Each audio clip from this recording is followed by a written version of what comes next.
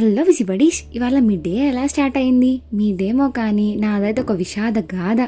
కొందరి డే ఇంటి పనులతోనో వంట పనులతో స్టార్ట్ అవుతుంది. కొందరిదైతే అసలు చెప్పక్కర్లా, డే 10కో 11కో స్టార్ట్ అవుతుంది. నేను ఆ లిస్ట్లోనే ఉండాలనుకుంటా ఎప్పుడు, బట్ అది ఇంపాసిబుల్. ఆ డే మాత్రం మటన్ గొడవతో ఫిష్ గొడవతో స్టార్ట్ అయింది. అసలు మ్యాటర్ ఏంటంటే mutton pickle fish pickle order అయితే వచ్చింది. మార్నింగ్ అయితే ఫ్రెష్ గా ఉంటాయని పొద్దున్నే లేపేసి మార్కెట్ కి అయితే పట్టుకెళ్ళిపోయారు. నేనా హాస్టల్ నుంచి వచ్చాముగా, ఇక్కడ ప్రశాంతంగా పడుకో, లేటుగా లేగాలనుకుంటా. అది ఎప్పుడు కాదు. అదేంటో ఇట్లా చాలా మంది కొరమేన్ అంటే బాగా ఇష్టపడతారు కదా. మాకు వచ్చిన ఆర్డర్ కూడా అదే, కొరమేను ఫిష్ పికిల్. నెక్స్ట్ మటన్ కూడా తీసుకొచ్చేసాం.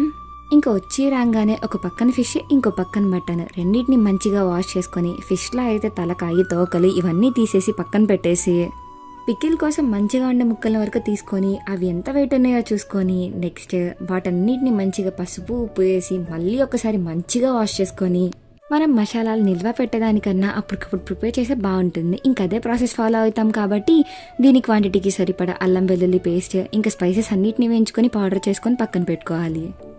ఏ పికిల్కైనా మేము గ్రౌండ్నట్ ఆయిలే యూస్ చేస్తాము. గ్రౌండ్నట్ ఆయిల్ పామ్ ఆయిల్ అని మాకు ఎలా తెలుస్తుంది అంటారేమో. గ్రౌండ్నట్ ఆయిల్ అయితే మనం ఏ పీస్ వేసినా సరే వెంటనే నురగ వస్తుంది. అదే మనకి మెయిన్ గుర్తు. నూనె మంచిగా హీట్ అయినాక మేము బాయిల్ చేసి పెట్టుకున్న మటన్ని, మ్యారినేట్ చేసుకున్న ఫిష్ పీసెస్ని ఒక దాని తర్వాత ఒకటి మంచిగా ఫ్రై చేసుకున్నాం. రెండింటికి ఒకే ఆయిల్ వాడేవా అంటారేమో. కాదు, వేరే.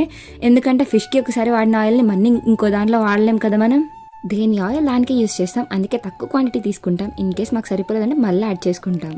అన్ని బాగా ఫ్రై అయినాక మసాలాలన్నీ వేసుకొని బాగా కలుపుకొని లెమన్ జ్యూస్ కలుపుకుంటే అయిపోయింది. ఇలాంటి ఫ్రెష్లీ ప్రిపేర్డ్ హోమ్ ఫుడ్ మీకు కావాలంటే డిస్క్రిప్షన్లో డీటెయిల్స్ ఇస్తాను. ప్రాసెస్ కావాలంటే కమెంట్ చేసేయండి.